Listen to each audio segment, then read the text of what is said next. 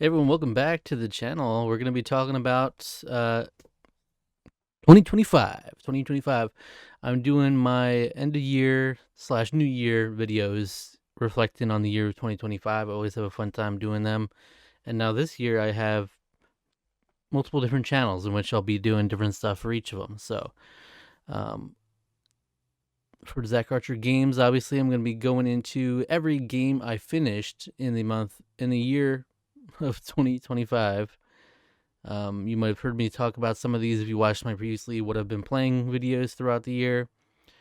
But this will be a fun little retrospective, and probably won't take too long. I think. I think I could do much better in next year. I think I finished 24 games, which isn't bad, but it's just like the quality and the quality of the games might not be all there. There's some misses in here for sure. And as far as 2025 games go, they're very few and far between. So I definitely am trying to play some of those 2025 games. Um, Already started Clair Obscur, so that's a big one that I'm trying to make good on. But yeah, so the purpose of this tier list is not about 2025 releases, it's about just all the games I personally beat for the first time in 2025. All right. So as you can see here, it doesn't look like all that many, and the quality varies. So we're just gonna play it fast and loose here, whatever I'm feeling in terms of the tiers S through F, and we'll see how it goes. All right. Starting with Atari Mania on the PlayStation 4. This is a fun concept. I think it's essentially the micro game concept that you see in the WarioWare games, super quick games, but except with the Atari spin on them. So you'll be playing like a classic Atari games with different twists on them. So or you have to do like a specific thing in an Atari game really quickly, which as someone who hasn't played any Atari games before, this was kind of fun. And also I liked the fast-paced nature of the micro games and stuff. And I thought it was kind of cool how they had a little narrative going as well. There's actually like a little story mode to it. Not a super deep story or anything, but the fact that you could like wander around a little office space essentially, and that's how you're going through these games. That was pretty cool. Going into it, I was like, I wasn't expecting anything. I was expecting a half-assed little collection here of just micro games, but I was impressed by how it was all put together. The issue came with like difficulty. Like some of the more difficult ones kind of cross the line into really frustrating at times, which is not the ideal for me. I love a good challenge, but when it becomes frustrating or annoying more than anything, that's when it detracts from the experience for me. And there were a few times with that. I do remember I was very proud of myself for finishing this because it took so many tries on the final boss. And I finally got it just for it to immediately hit me with an error. So it didn't even register that I had beaten the game yet, and it hit me with an error. And I had to redo the boss after finally clutching it. I had to redo the boss, and I'm pretty sure I got it the first try right after, so it felt very good. I was about to be like, am I really going to have to quit this game? Even though I technically beat it, but didn't fully see it through because of the glitch, but luckily it ended up working out there. But I definitely had a fun time with it. It's just that some of them just became way more frustrating than I think they needed to be. And so ultimately, while I liked the concept and I liked a lot of it, I think it will end up in the C tier. Not bad. I did have a good time with it, but just that really knocks it down a peg. The Awesome Adventures of Captain Spirit. So I had previously played Life is Strange, and then going into this year, I played a couple Life is Strange games. Captain Spirit happens to be very short, like hour or two DLC experience that takes place, I believe, between episodes 1 and 2 of Life is Strange 2. I remember jumping through hoops just to get access to this game because it wasn't on the PlayStation 4, PlayStation 5 store, and it was saying online you could only get it through the PlayStation 3 store, only for me to then turn my copy of Life is Strange 2 around to discover that it was part of that all along. It was an added inclusion, so I didn't have to do any of that. Um, but I think this is a very nice experience. Honestly, one of my favorite. Obviously, it's not a standalone, but one of my favorite Life is Strange experiences I've had. I think it's just strong tonally. It's very charming.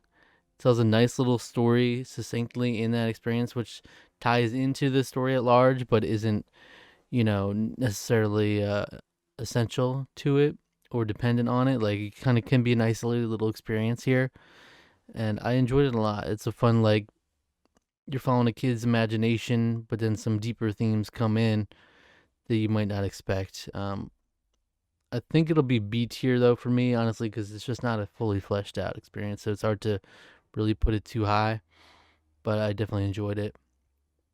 Call of Duty Modern Warfare. This is the 2019 version. I was essentially just playing a random Call of Duty. I have tons of Call of Duties I've collected over the years, and just now I'm gonna try to catch up on some of them and start checking them off my list. I always like Call of Duty pretty much. Obviously, most of my time with Call of Duty has been spent with multiplayer, and this one I did just the campaign so far, so I can only speak to that. And to me, like, Call of Duty campaigns have never been the most earth-shattering thing, but this one was serviceable. That's about all you can ask. And there also were some very creative, um, effective, and actually moving sequences they did through this flashback situation with some of our characters in this, which I thought was cool. I thought the execution was nice on those. Ultimately, just a decent Call of Duty game. Don't have too many gripes with it, so I put it at the bottom of B tier. Next up is a game that needs no introduction. Is Choo Choo Charles. This is a game we played over at Tarkaron. It's my other channel that I do collaboratively with my friend Alec. It's called it's TARQARON. We do tons of movie, TV, game discussions and reviews there. And Choo Choo Charles was from a series called Bargain Bin, where we alternate picking a game at $5 or less. And I decided, Choo Choo Charles, you seem like right up the alley of something we should review, absolutely. So I played through this game. It's very scuffed, very unpolished, leaves a lot to be desired in the world. Just wandering around, like, it feels very empty.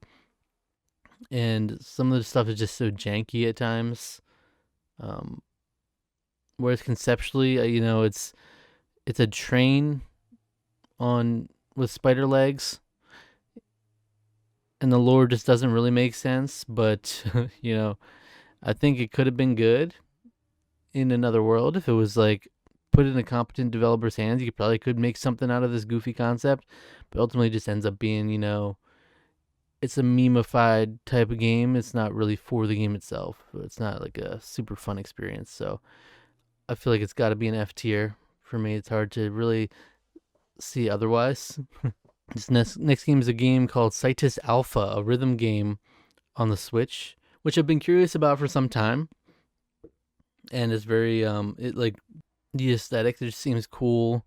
So I was like, all right, let me get into this. And it is a fun vibe, though. It was just so random. The choice in tracks. It was like super like poppy, all the way to the most hardcore, like just a random weird range of stuff.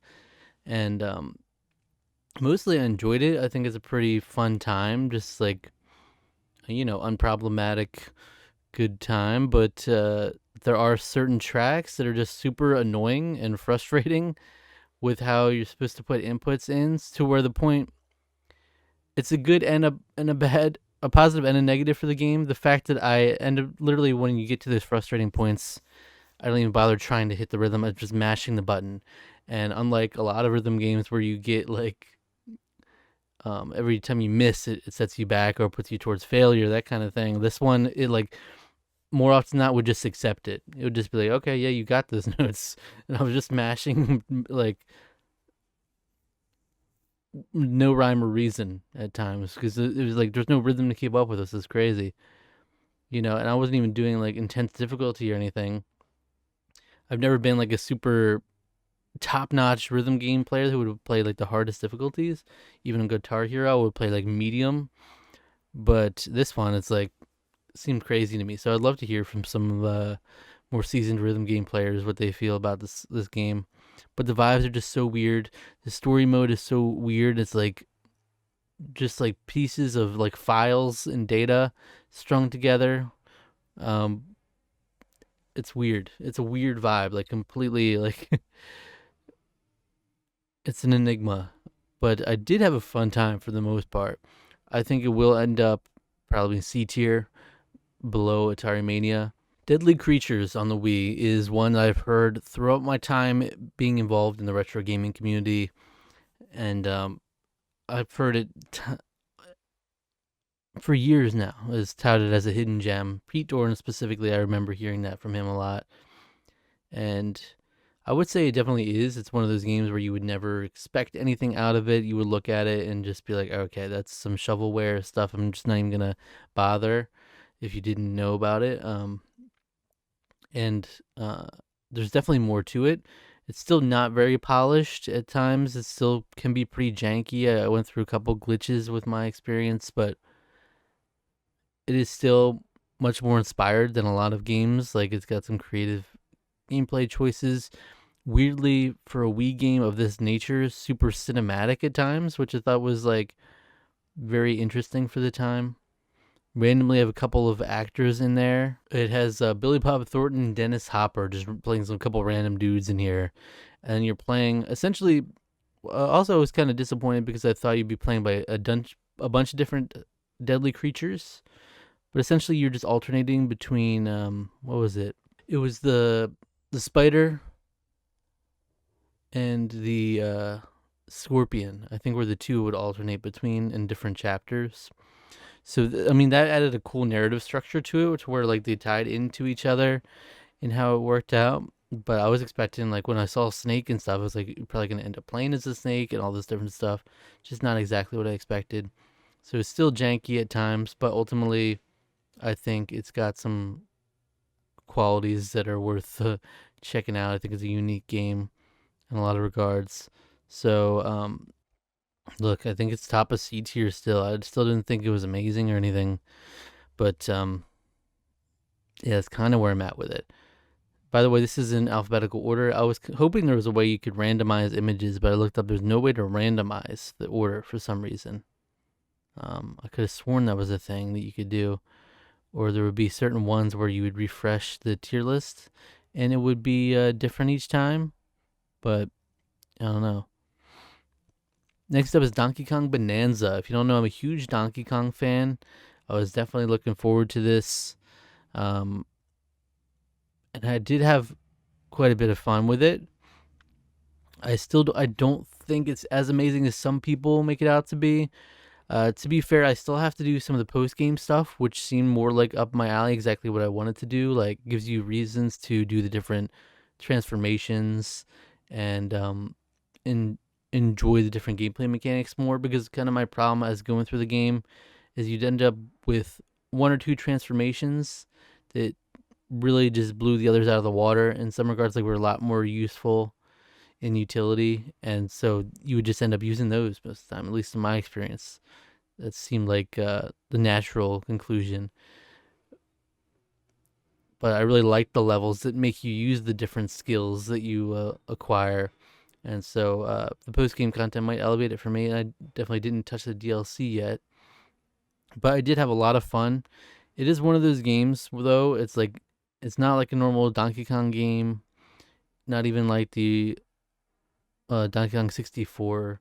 I haven't played Donkey Kong 64 actually, but just from what I know of it, it's not really like that too much. There are collectibles and whatnot, but it's very much just like I had times where my brain would just turn off. It's like sensory overload at times, just like so much, just destroying, and it's like oddly addicting just to destroy everything. And I was just like, my brain would turn off, and next thing you know, it's like a half hour has gone by. I haven't done anything but just destroy terrain and get the different fossils and everything as a result. But it's like so much, so much of that, so much flashy destroying It's almost like the TikTok of video games. So, but I did enjoy it. I did. Um, yeah, it's super unique. Like I admire it for like doing something you didn't really expect from a Donkey Kong game. I didn't think Donkey Kong, oh, we're gonna be doing Wreck-It Ralph style crushing through stuff. And then when I saw that trailer, I'm like, wow, that's interesting. That's unique. But and the new design is growing on me. At first, I was very much like it. It was a shock for me, shock to the system.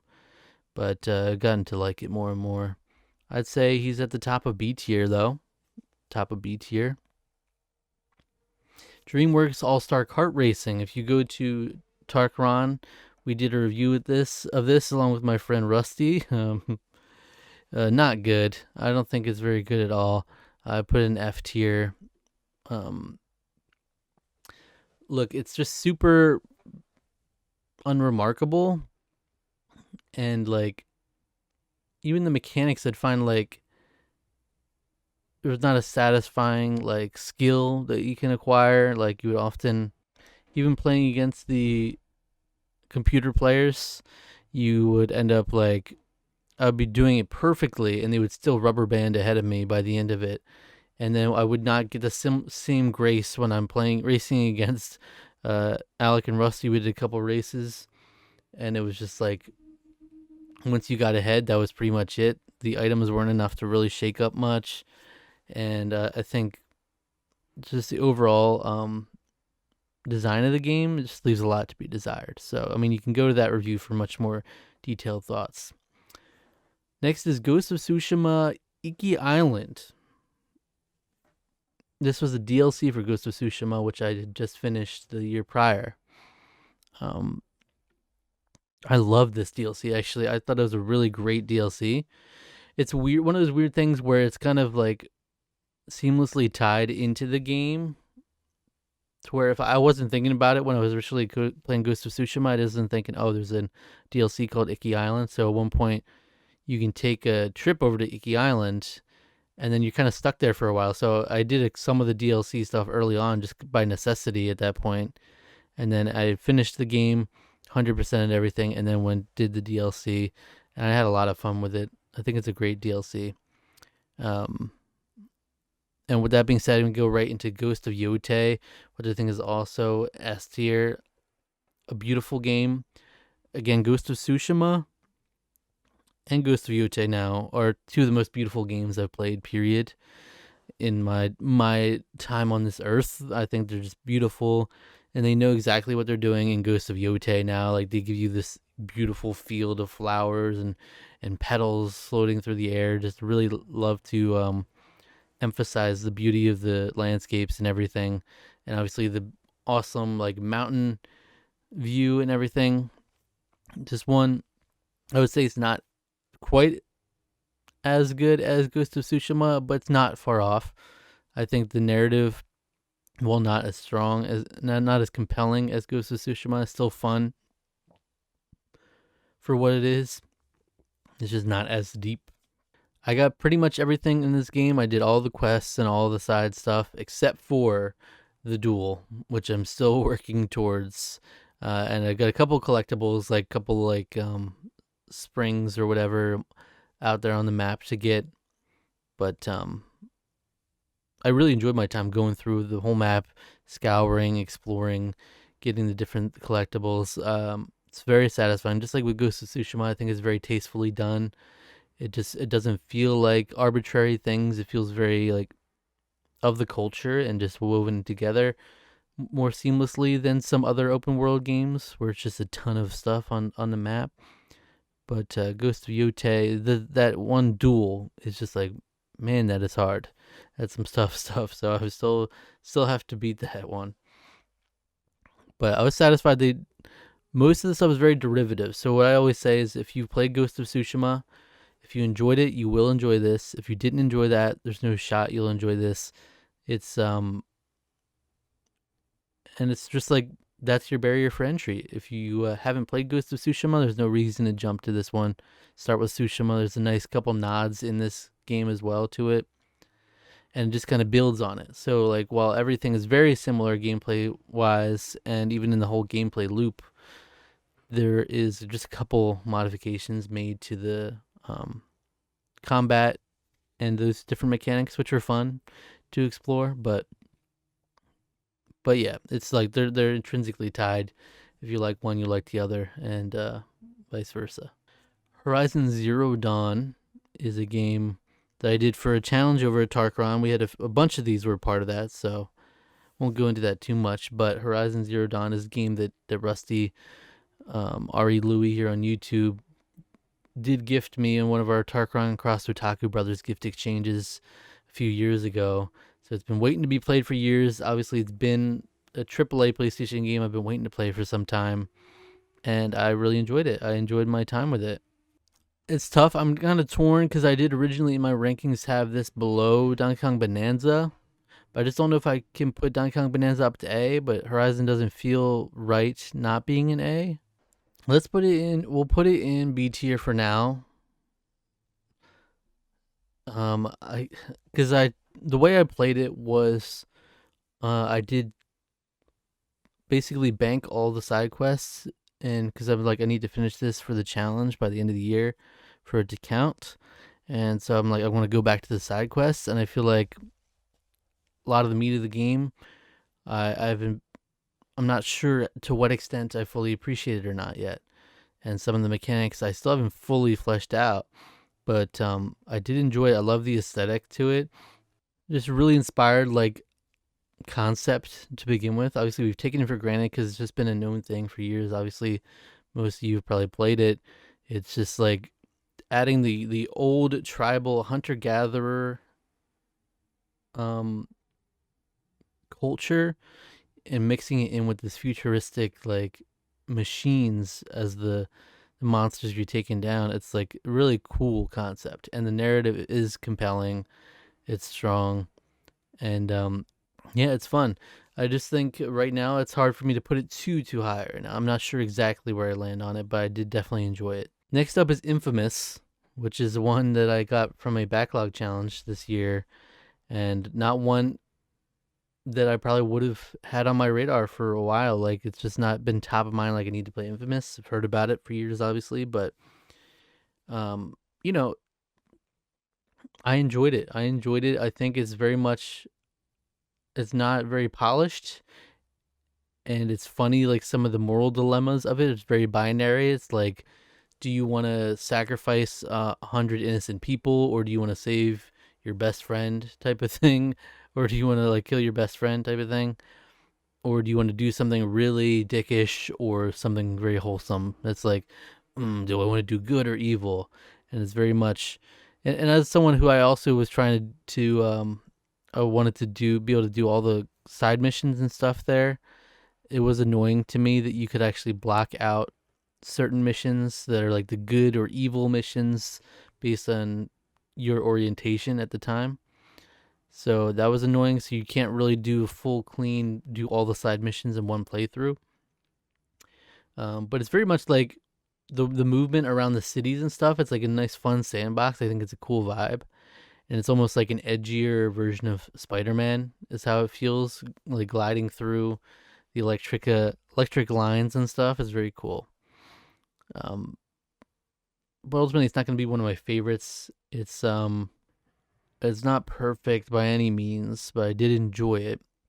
So I'm kind of torn between the bottom of B tier and top of A tier. Or top of C tier, sorry. I can put a top of C tier for now. Yeah. Life is Strange 2. This is an interesting one. I think it is the best Life is Strange game I've played so far. So spoilers for the next Life is Strange that we're about to talk about. Let's talk about Before the Storm first, actually, because that's the one I played first. I think this is the worst Life is Strange game. I think there's some fun elements to it. You know, the tie-ins to the original Life is Strange are appreciated. Obviously, I still like the gameplay loop of it. I think it's just a fun vibe, and it's a cool aesthetic. Like in a similar vein to Life is Strange, but to me, this was the pinnacle of like the cringy like teen writing, the young adult writing aspect to it that just doesn't land for me most of the time. Uh, that's the biggest aspect for me that detracts from it, and it's hard to overlook that. So, and then the whole mechanic, like in each Life is Strange game that I've played, they have this one mechanic. Like it might be like Max's power in the original. There's a version of that, and this is the weakest one in this. Is Chloe doing smack talk, and it's not very good most of the time. It's very cringe. But so for me, it's just easily the weakest. I put that in D tier because while I do still enjoy the base gameplay style, it's just hard when the writing's not as strong. And that's where I go to the flip side. Life is Strange 2, I think it's easily the strongest writing. It's the gameplay is the strongest. They do some fun stuff with how things are implemented because it feels like when you play Life is Strange, you think it's pretty static. Like there's not much more you can do with it. And then I went and played Life is Strange 2, and they had fun mechanics like where with how you interact with the world and the people that were just slightly different and creative compared to the other Life is Stranges. And I just think the narrative is the strongest. I think in particular the first half is super strong. It doesn't stick the landing as hard as well as I think it could have with some aspects. I think like the ultimate ending that I got was very unsatisfying. I did go and watch the other endings, and there's varying degrees of how I feel about those endings too, but I still think it's easily the best Life is Strange 2. Like easily. That's for sure. It's easily the best Life is Strange 2, but also the best Life is Strange that I played. I haven't played the most recent 2 yet, but just it really spoke to me in a narrative level much more than the other 2 so far. So I think it would end up in B tier for me, somewhere in here. I think I'll put it just below Captain Spirit because I think Captain Spirit, just by the nature of it being shorter, wasn't subjected to some of the flaws that you see as the story is stretched out in Life is Strange more. But I mean, they're 1 and 2, they're right there, like intrinsically tied. It's part of the story, so makes sense that they're right next to each other. You know what? Yeah, let me move. I'm gonna move Donkey Kong and Horizon because it just didn't feel right them being next to. I don't think they're the same tier at all. I'm gonna move them up to A. Next up is Little Nightmares 2, which I think was a significant step down from Little Nightmares. This is another one we reviewed over on Tarkaron if you want to check out my more detailed thoughts on it. I just think ultimately the atmosphere it wasn't as strong. The character designs weren't as strong as the original. There's still some fun stuff it does with it. It's just not nearly as strong to me, and I think like even the puzzle aspect, it's like the puzzles weren't very compelling to me either. And so I put it probably towards the bottom of C tier right there for me. It might be harsh, but next up we got Mario Kart World. Mario Kart World is a game I had a lot of fun with, but I do have issues with it just like as a Mario Kart game looking back. And I felt this even at the time, like just the crazy. I love the idea of knockout tour, I think it's called, where you kind of get as the race progresses, the people in the back get cut off, a battle royale style. I love that concept, but it just like in practice, it's absolute insanity. The rubber banding is crazy. Like Mario Kart's always had this thing. Obviously, it's like the joke of the frustration of playing Mario Kart. It's like you're in first place, you get hit by a blue shell, red shell, green shell. Like everything just hits you all at once, and you go from first place to whatever in the last second. But this is even more crazy to me. Just the hectic, chaotic energy of it can be fun, but it also feels like it's so out of your hands. Like even when I won one of those knockout modes, it was like, did I feel like I completely deserved it? I was basically just crossing my fingers by the end stretch and hoping crazy shit didn't happen to me. Because it happened to me quite a bit where I was like, oh man, I'm in first or second place. And then suddenly in a second, tons of shit just happens. People are getting bullet bills all the time in this mode too, it feels like. And then I'm just in like 13th place and I'm out. So It's a lot of fun, but just objective, like wanting to be rewarded for skill or whatever, it is tough with that aspect. I still think it's just a great game all in all. I wish they did more with the free roam mode. I thought that they talked it up as if it was going to have so much more, and it really is pretty empty. But I had Mario Kart above Donkey Kong Bonanza initially. I'm trying to think if that's how I feel about it still. Yeah, let's do that. I think for now, Mario Kart World, then Donkey Kong, then Horizon. It's tough. Those three are tossed up for me right now. Also, does piss me off and almost makes me want to knock it down. The fact that they legitimately had all the different costumes as like separate character selections on the character screen. It makes no sense. Why can't we just condense them? Instead, you have to swipe through pages of characters to find the costume of the character you want. It's crazy. Nintendo Switch 2 Welcome Tour.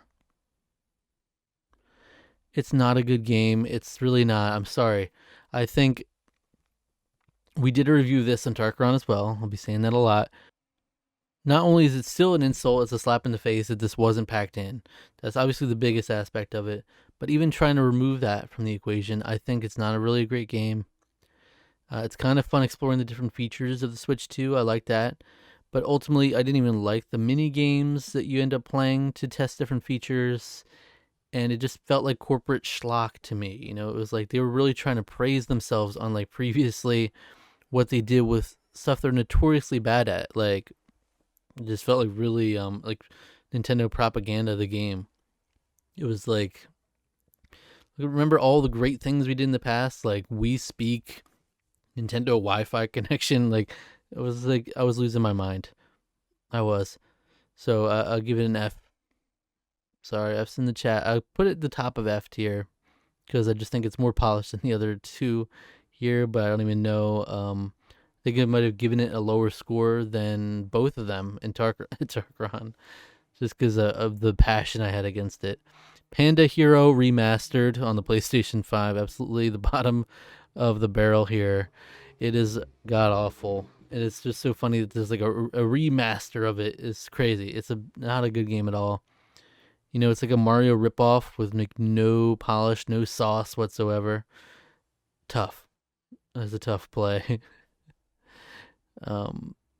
My brother got me that, not in a serious sense, but I just wanted to play it for that reason. Resident Evil 4, the remake. I had played Resident Evil 4, I think, the previous year, so you might have seen that in my last ranking if you go back to that. So it's interesting that I got to this one right at the end. I finished this on December 31st. It's an S tier. I'm so glad that I enjoyed this so much. Like, I think it's really great. It does all the things I was hoping for. Coming out of Resident Evil 4 on the GameCube, playing it for the first time just a couple years ago. Because my biggest takeaway from that game is like I think they do really cool stuff. Like the limiting the resources, the different gameplay mechanics, setting the atmosphere, really cool. It needs a little more polish. If it had some of that modern day polish, I think it would be right there, an excellent game. And that's exactly what the remake did. It added the polish where it needed it. There was still a couple annoying parts, but nothing. It wasn't as annoying as it was originally at some points, and I still really love what they did with the resources. Like, every bullet is precious. At some point, that does get frustrating. I felt like it was really having nothing to work with, but the atmosphere is undeniable. It got a couple of good scares out of me, but the entire time it was creepy, unsettling. Even having played the original before, it still was like I was experiencing it for the first time. I made sure to put some headphones on to really get into the experience. But it's right up there with me with some of my favorites that I played this year for sure. Skies of Arcadia Legends. This is a game I played from a Gents Challenge, which is a backlog challenge we do in the Discord. But because it was I assigned it to myself on our year-long Tarkaron challenge because my brother picked it. I essentially asked my brother, "You pick one of my games," and it's Skies of Arcadia Legends. It's one I grew up around all the time because he loved the game growing up, and he still loves the game. So I knew like especially the first parts of the game, were very deja vu for me because I had been around it for a while. But some stuff is annoying, like the airship combat sequences were really stupid to me, honestly. But for the most part, I think the game does some really unique things creatively. How it opens up the map vertically is just something I've never really seen done. It's super charming as an RPG of that time, so I would give it B tier at least. Probably right there. So I'm not like super high on it, but I think it comes with age as well.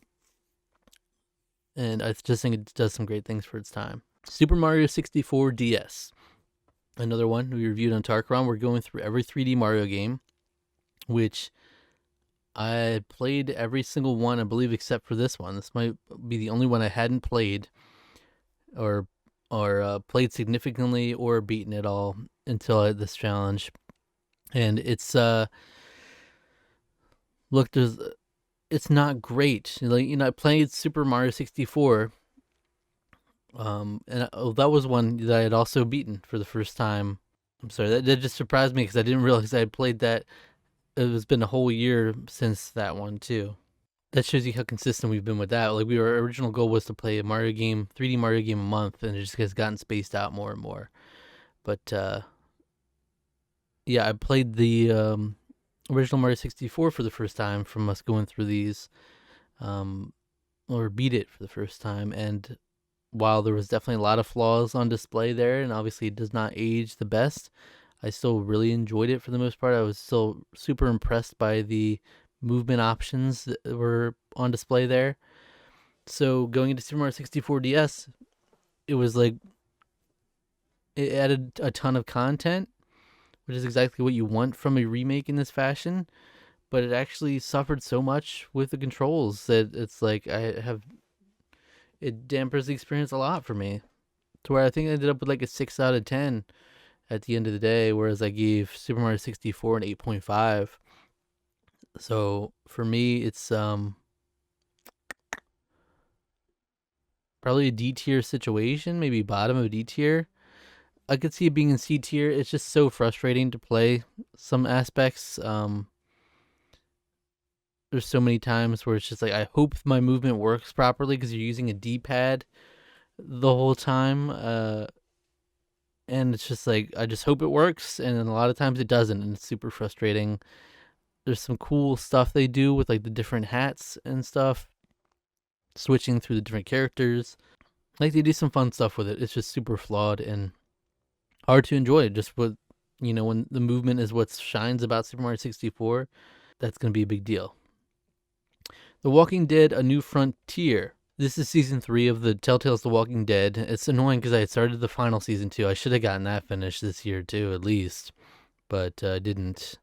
And so this is also, it's a very much a pairing with Life is Strange Before the Storm. I think right next to each other makes sense. I think it's easily the worst season of The Walking Dead I've played. And essentially what it comes down to is I had no interest in pretty much any of the characters in the season. And even Clementine, who is beloved by me, still, her presence in this game even feels weird. Like, I don't even know. It just felt weird. Like, the execution was off with this one compared to like the first 2 seasons I absolutely loved. And what I've started of the final season definitely seems like a significant step up from it. So I don't know what really happened with this season. They wanted to go a different way with it, I guess.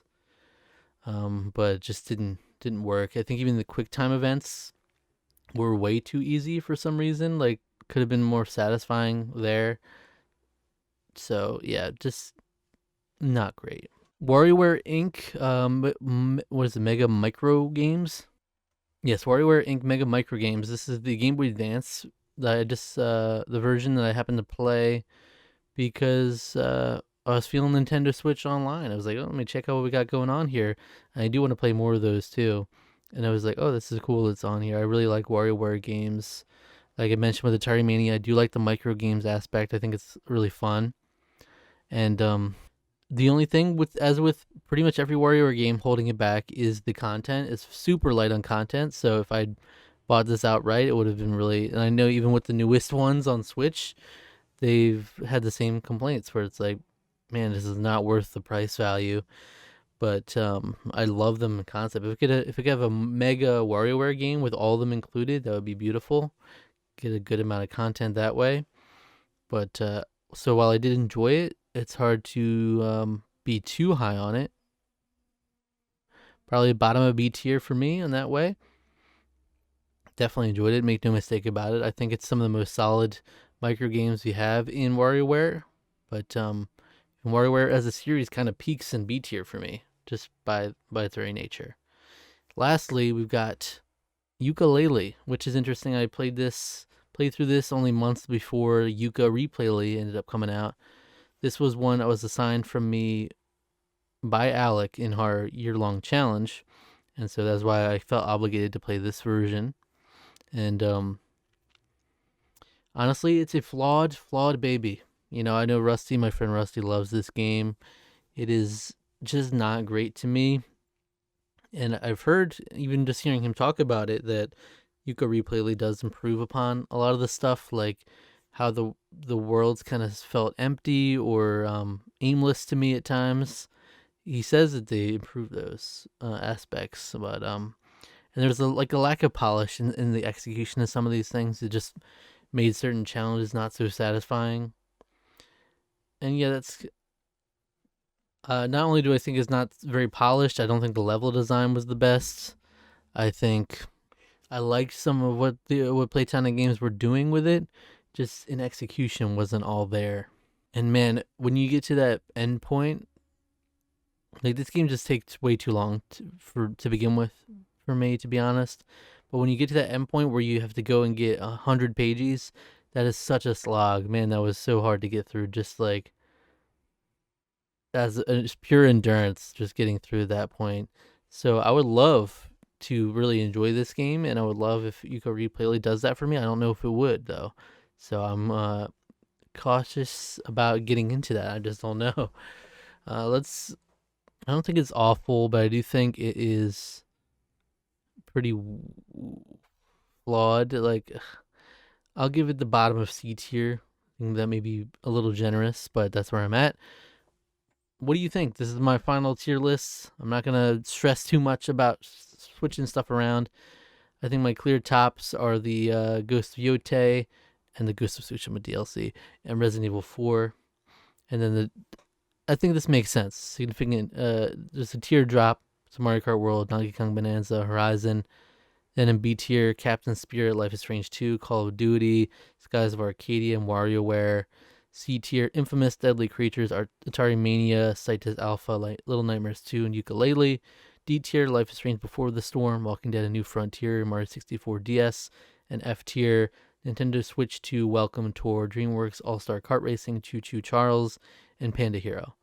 So while I did play a couple, there's like a lot of meh to stinkers in this list. Like I can definitely do better in this next year. We'll see. We'll see what we come out with. But let me know your thoughts on this tier list. What were some of the best games you played for the first time in 2025? And what do you think about this ranking? All right. Thank you for watching. Subscribe to the channel for more videos like this and all things video games. I appreciate you. Take care.